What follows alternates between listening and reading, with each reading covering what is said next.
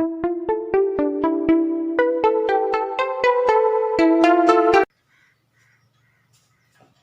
Friends, good morning. कैसे हो? हमारा क्या चल रहा था? देखो, मैथमेटिक्स क्लासेज में हमारी चल रही थी समबाहु त्रिभुज। समबाहु त्रिभुज के बारे में हमने बेसिक बातें और एक दो क्वेश्चन करवाए भी दिए थे। आज हम देखो समबाहु त्रिभुज से संबंधित एक दो क्वेश्चन और करेंगे। उसके बाद में जो आगे का जो त्रिभुज है वो देखेंगे। समबाहु त्रिभुज, समबाहु त्रिभुज का देखो क्षेत्रफल मैंने बता दिया था, उसका परिमाप निकालना मैंने बता दिया था। उसके एक भुजा में यदि वृद्धि कर दी जाए तो क्षेत्रफल में क्या परिवर्तन होता है, उसके परिमाप में क्या परिवर्तन होता है, उसकी भुजा को यदि गुना कर दी जाए तो उसमें क्या परिवर्तन होता है, क्षेत्रफल में परिमाप में, वो मैंने बता दिया था। अब देखो समबाहु त्रिभुज में आगे क्या है।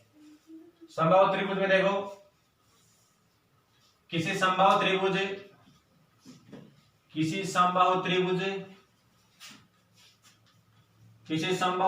की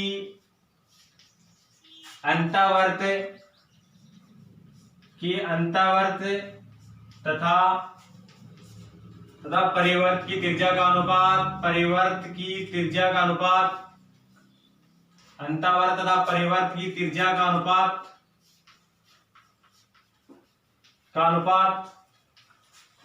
1:2 होता है तथा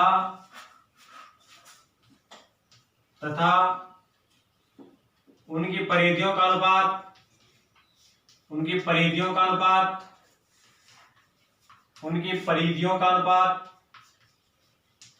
1:2 होता है तथा क्षेत्रफलों का अनुपात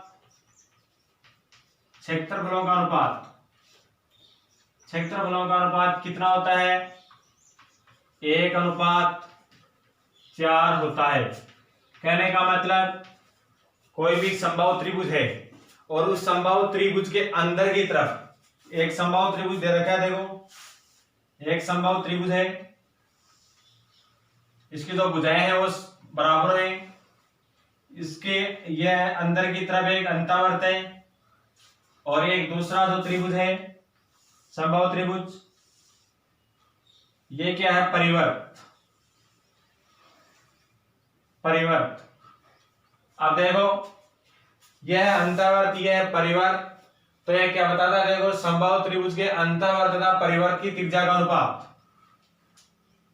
देखो, ये एक त्रिभुज दे रखा है, इसका यह त्रिभुज और यह त्रिभुज दोनों क्या है? बराबर है। मैंने अलग अलग बनाया है इनको, आप एक डायग्राम में भी इसको समझ सकते हो। मैंने मान लो यहाँ पे ऐसे बना दिया इसको। ये क्या है? इसी त्रिभुज का परिवर्त है और ये क्या है? इसका अंतःवर्त है। तो देखो, इसकी जो त्रिज्या है, इसकी त्रिज्या यह रहेगी, ये इसकी त्रिज्या है। और बायम जो वर्त है, इसकी त्रिज्या क्या रहेगी? ये रहेगी और इसकी त्रिज्या यह रहेगी। कहने का मतलब क्या हुआ कि जो अंतःवर्त है इसकी त्रिज्या और जो बाह्य वर्त है इसकी त्रिज्याओं का अनुपात तो क्या रहेगा? 1:2 रहेगा। अंतःवर्त की जो परिधि है और जो बाह्य वर्त की जो परिधि है, इनका अनुपात क्या होगा? 1:2 होगा। तथा अंतःवर्त का जो क्षेत्रफल है और जो बाह्य जो वर्त है, परिवर्त है, इसका जो क्षेत्रफल है उसका अनुपात क्या होगा? 1:4 होगा। अब देखो, एक क्वेश्चन करके देखते हैं। किसी समबाहु त्रिभुज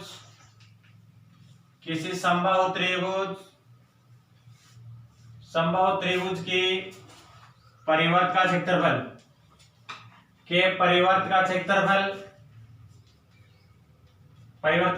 154 सेंटीमीटर स्क्वायर है। कितना दे रखा है? 154 सेंटीमीटर स्क्वायर है। तो पहले क्या पूछ रहा है? अंतःवर्त का क्षेत्रफल ज्ञात करो। अंतःवर्त का क्षेत्रफल, और पूछता है, देखो क्या पूछ रहा है? अंतःवर्त की परिधि ज्ञात करो। हमारे मैथमेटिक्स क्लासेस यूट्यूब चैनल को ज्यादा से ज्यादा लाइक किया करो, ज्यादा से ज्यादा शेयर किया करो। और आपके यदि कोई दिक्कत होती है, कोई चीज समझ में नहीं आ रही है, आप जो कुछ क्वेश्चन करना चाहते हो तो आप नीचे कमेंट बॉक्स में जरूर लिखें और हमारे चैनल को ज्यादा से ज्यादा सब्सक्राइब जरूर करें। तो देखो, क्या दे रखा है, परिवर्त का क्षेत्रफल दे रखा है, अंतःवृत्त का क्षेत्रफल पूछ रहे हैं। तो पहले अभी मैंने बताई थी आपको एक बात, अंतःवृत्त का क्षेत्रफल और परिवर्त का क्षेत्रफल का अनुपात कितना होता है, परिवर्त का क्षेत्रफल का अनुपात कितना होता है।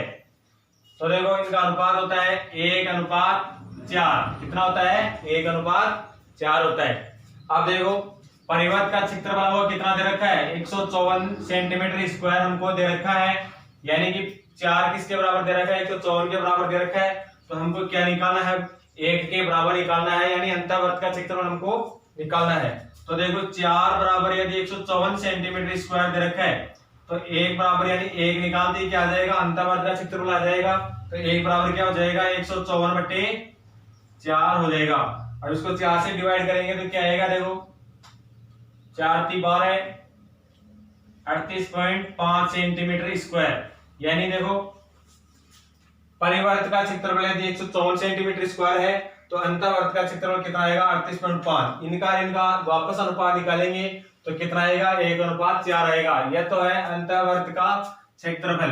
अब निकालना है क्या है, हमको अंतःवृत्त की परिधि निकालनी है। अंतःवृत्त की परिधि निकालने के लिए हमको किसकी जरूरत पड़ती है, परिधि का सूत्र क्या होता है, परिधि का सूत्र होता है 2πr।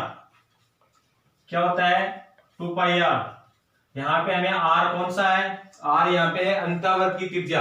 अंतःवृत्त का क्षेत्रफल हमारे पास दे रखा है, तो अंतःवृत्त की त्रिज्या कितनी होगी, तो अंतःवृत्त का क्षेत्रफल πr² कितना दे रखा है, 38.5 हमको दे रखा है।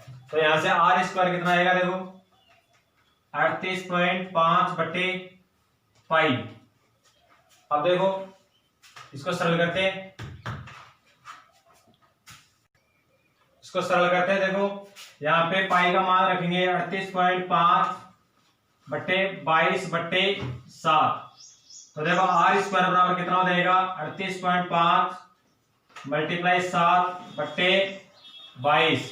अब इसको देखो हम सरल करेंगे, तो देखो इसको 11 से डिवाइड करेंगे, r² बराबर, इनको सरल करेंगे तो ये आएगा हमारे पास 49/4।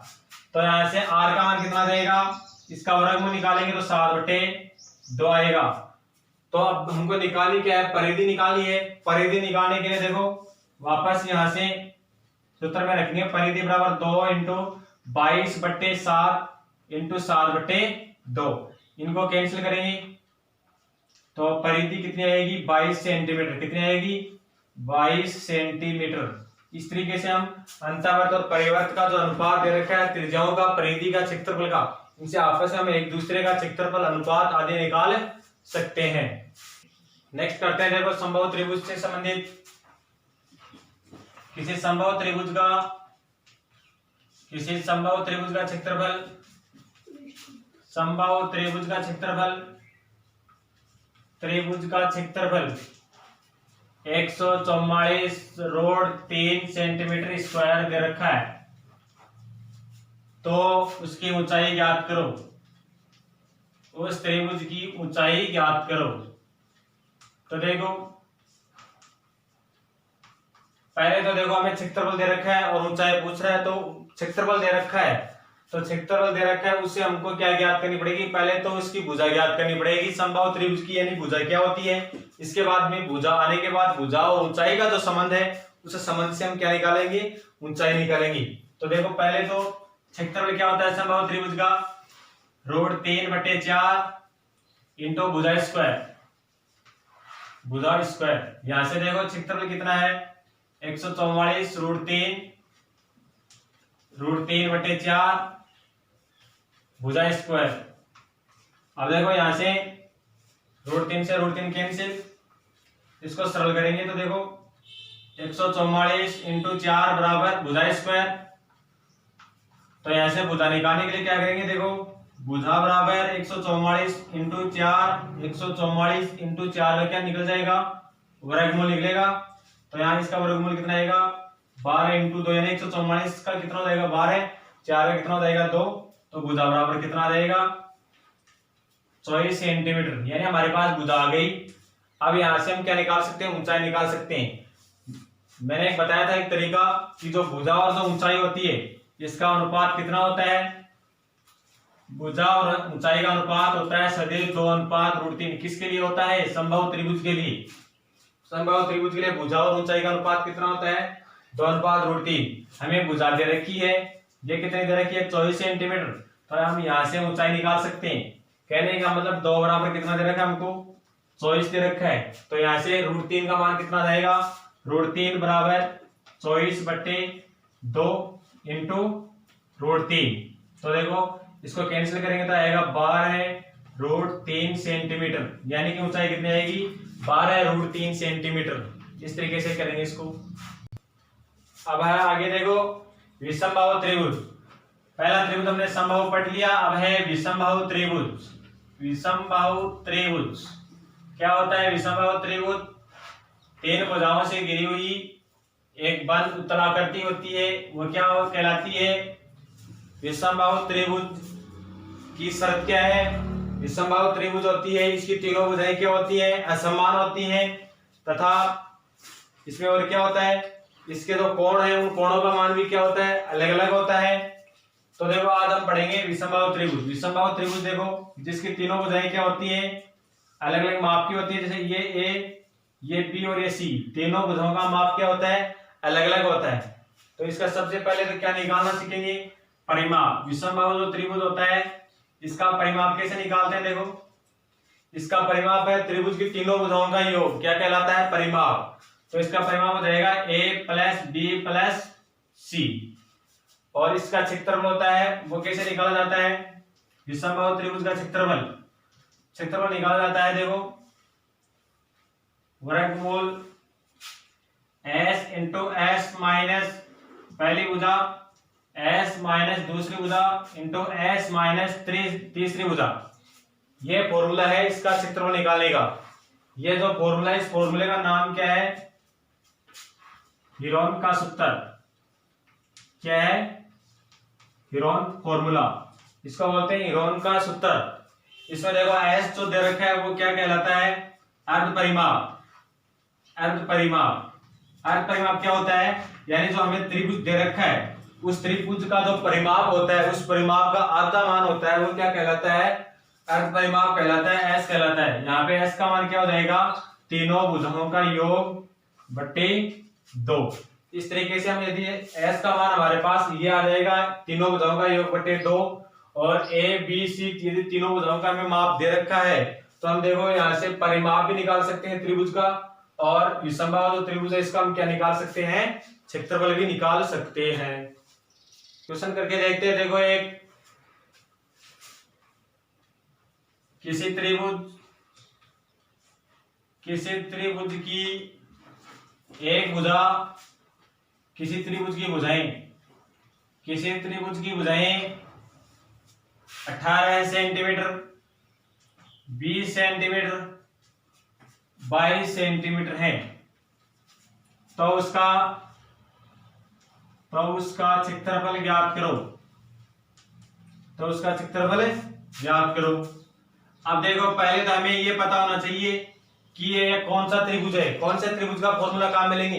तो सबसे पहले तो हमें ये पता लगाना है कि ये जो त्रिभुज दे रखा है वो कौन सा त्रिभुज दे रखा है। तो देखो पहले त्रिभुज की भुजाएं देखो, तीनों भुजाओं का मान क्या दे रखा है? हमको अलग अलग दे रखा है। तो ये कौन सा त्रिभुज होगा? विषमबाहु त्रिभुज होगा। और विषमबाहु त्रिभुज का क्षेत्रफल निकालने का जो फॉर्मूला था हीरोन का सूत्र वो क्या था? वर्गमूल s × s minus a × s minus b × s minus c। यहाँ पे abc यानी कि भुजाओं की माप दे रखी है। s का मान हमें पहले निकालना होगा। s का मान अर्ध परिमाप निकालने के लिए मैंने क्या बताया था आपको? तीनों भुजाओं का योग करके उसको 2 से क्या कर देंगे? डिवाइड कर देंगे। तो s बराबर देखो पहली भुजा कितनी दे रखी है? 18, दूसरी भुजा 20, तीसरी भुजा कितनी है? 22/2। तो ये कितना हो जाएगा? इनको योग करेंगे तो देखो ये हो जाएगा 60/2। तो s का मान कितना जाएगा यहाँ से? 23। अब ये सारे के सारे मान इस फॉर्मूले में रखेंगे तो देखो का क्षेत्रफल आएगा, s का मान रखेंगे 23 × 30 माइनस पहली भुजा कितनी है? 18, दूसरी भुजा कितनी है? 20, और तीसरी भुजा कितनी दे रखी है? 22 दे रखी है। अब देखो आगे सरल करते हैं। ये कितना है? 30 यहाँ पे कितना बचेगा, ये 30 में से 18 घटाएंगे तो 12 इंटू 30 में से 20 जाएंगे तो 10 और 30 में से 22 जाएंगे तो कितने बचेंगे, 8 बचेंगे। अब देखो इसको आगे सरल करते हैं, इसका वर्गमूल निकालना है तो देखो इसको क्या लिख सकते हैं 10 गुणा 3 और इसको क्या लिख सकते हैं 4 गुणा 3 और इसको क्या लिख सकते हैं ऐसा कैसा और इसको क्या लिख लेंगे 8 को लिख लेंगे 4 गुणा 2। अब देखो इसका वर्गमूल निकालेंगे तो देखो यहाँ 10 दो बार मल्टीप्लाई है तो बाहर आएगा ये वर्गमूल के तो कितना हो जाएगा 10 हो जाएगा। यहाँ पे देखो 3 भी दो बार है तो 3 भी बाहर आएगा तो 1 3 बाहर आ जाएगा। अब देखो 4 दो बार है तो इसका वर्गमूल निकाल लेंगे तो 1 4 बाहर आ जाएगा। अंदर क्या बच गया 2 शेष रहेगा, वर्गमूल के अंदर कितना रहेगा 2 शेष रहेगा। इनको सरल करते हैं तो देखो क्षेत्रफल कितना आएगा 4 3 12 को 10 से करेंगे तो 120 रूट 2 सेंटीमीटर स्क्वायर। विषमबाहु त्रिभुज का क्षेत्रफल कितना आएगा 120 रूट 2 सेंटीमीटर स्क्वायर आएगा। अगला त्रिभुज है समद्विबाहु त्रिभुज। कौन सा है समद्विबाहु त्रिभुज। समद्विबाहु त्रिभुज समबाहु हमने पढ़ लिया, विषमबाहु पढ़ लिया, अब है समद्विबाहु त्रिभुज। समद्विबाहु त्रिभुज में क्या शर्त होती है, जो समद्विबाहु जो त्रिभुज होता है इसकी दो भुजाएं क्या होती है समान होती हैं और एक भुजा है वो इनसे क्या होती है अलग होती है। जैसे देखो ये हमें कोई त्रिभुज दे रखा है, त्रिभुज की ये दो भुजाएं बराबर हैं, ये तीसरी भुजा क्या है असमान होती है, इनसे अलग होती है। तो देखो समद्विबाहु त्रिभुज होता है, इसका परिमाप कैसे निकाला जाता है, इसका परिमाप भी वही होता है कि तीनों भुजाओं का क्या होता है योग होता है। तो तीनों भुजाओं का योग का मतलब a प्लस b, तो सूत्र क्या बन जाएगा 2a प्लस b। इससे हम क्या निकाल सकते हैं इसका परिमाप निकाल सकते हैं। जहां पे b भुजा है ये क्या है असमान भुजा होती है, क्या होती है असमान भुजा होती है। इसका जो क्षेत्रफल होता है उसका क्या फॉर्मूला होता है, देखो समद्विबाहु त्रिभुज का जो क्षेत्रफल होता है उसका फॉर्मूला होता है, देखो उसका फॉर्मूला क्या होता है b/4 वर्गमूल और a square minus b square. यहाँ पे जो a है वो तो क्या है जो समान भुजा है इसका मान, और b क्या है जो असमान भुजा है। जैसे देखो एक एग्जांपल करके देखते हैं, एक समद्विबाहु त्रिभुज की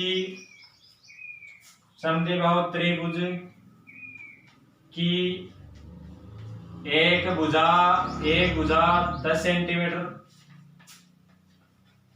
तथा एक भुजा 10 सेंटीमीटर तथा असमान भुजा 12 सेंटीमीटर है। तो क्षेत्रफल ज्ञात करो, तो क्षेत्रफल ज्ञात करो, यानी एक भुजा है वो 10 सेंटीमीटर दे रखी है और जो एक असमान भुजा है वो कितनी दे रखी है 12 सेंटीमीटर दे रखी है।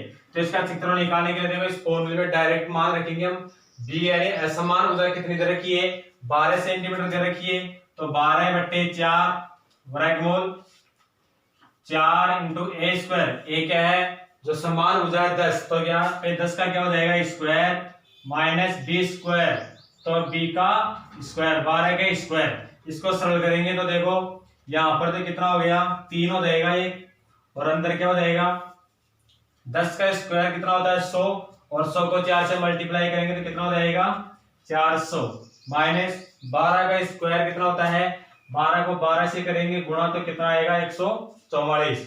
इसको आगे सरल करते हैं, देखो 3 वर्गमूल 400 में से 144 घटाएंगे तो कितना आएगा 400 में से 144 घटाएंगे तो आ जाएगा ये 256 आएगा क्या 256।